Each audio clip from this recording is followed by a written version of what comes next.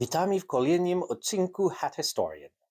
In this video, I'll be talking about a very peculiar Polish military hat, the Rogatywka.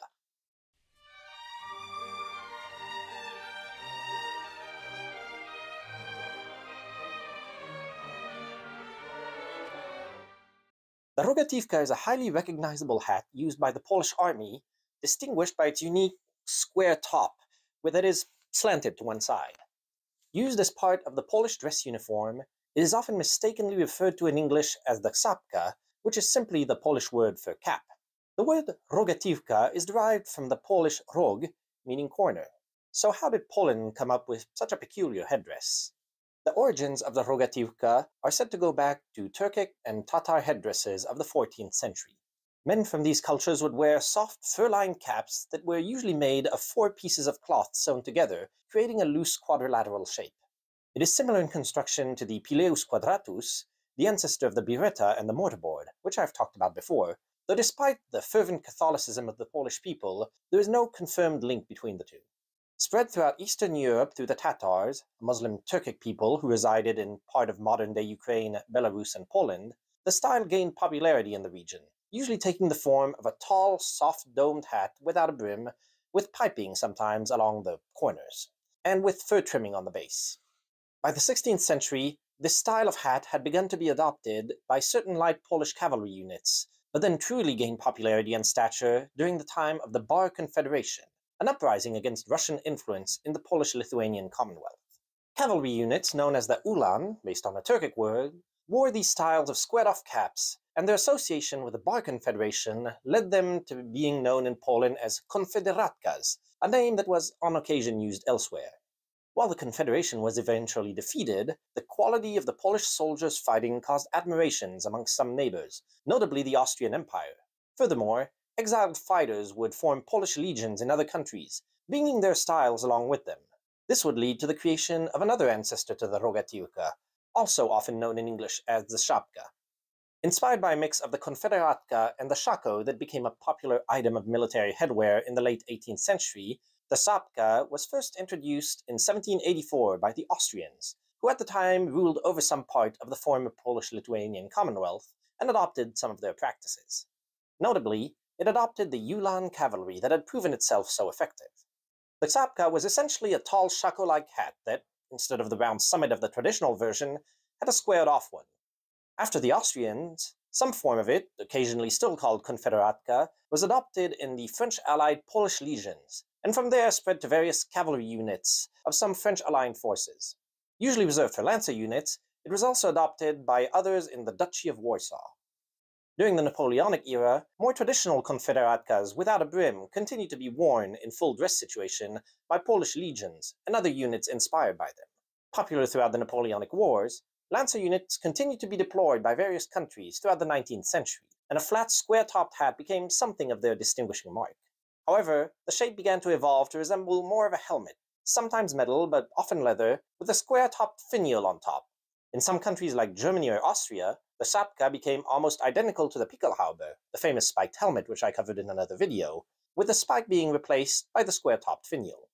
By the latter half of the 19th century, some countries had started phasing these headdresses out, such as France or Spain, but most retained them for their cavalry units right up to World War I, notably Germany, Russia, or Austria-Hungary. This war saw a massive change in the approach to uniforms and equipment, and impractical decorative headwear, like the czapka, were quickly done away with in the field, replaced by steel helmets. In the end, the conflict also saw the downfall of several of the monarchies that had fielded units that wore them, such as the 3 that I had just mentioned, Russia, Germany, and Austria-Hungary.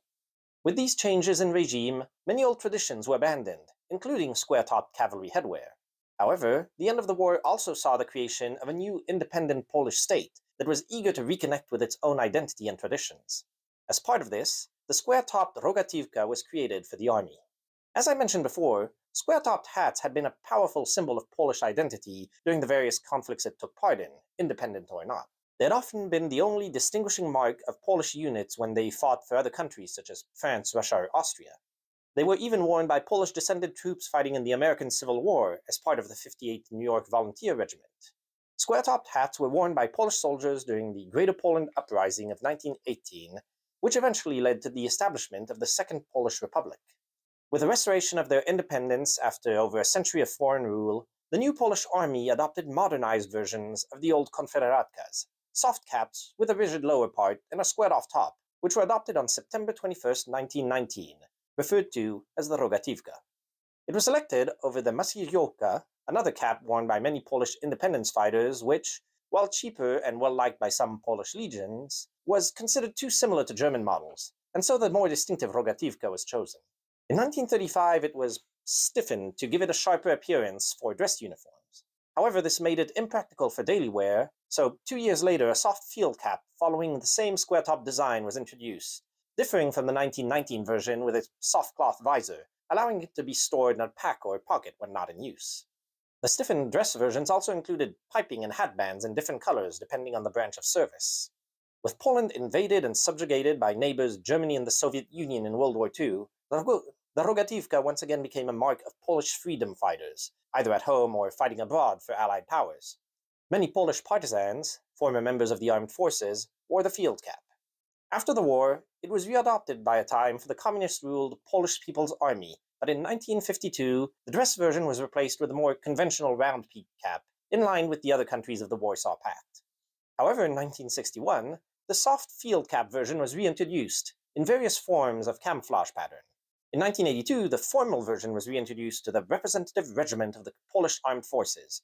After the fall of the communist regime in 1990, the Rogatywka was reintroduced as the dress cap for the Polish army, though the soft field cap version was retired, replaced by a beret. The Rogatywka continues to be used by the Polish Armed Forces to this day. It is the headwear used during ceremonies as part of the dress uniform, though for most service duties, a beret is worn instead. The current model is stiffened with a Polish eagle on the front, under which is the wearer's rank on a band which is colored according to the branch of service. While the soft version was retired in 1990, there has been talk in recent years of reintroducing it as a field cap, as the visorless beret is considered inadequate for certain duties. Outside the army, the Rogatywka is also used as the dress cap for Polish firefighters, and is also worn by Polish Boy Scouts in certain contexts. Unique and recognizable, the Rogatywka is a mark of Polish pride in their nation. Worn today by many soldiers in this country, it is a link to their history and the resilience in the face of the many invaders it suffered.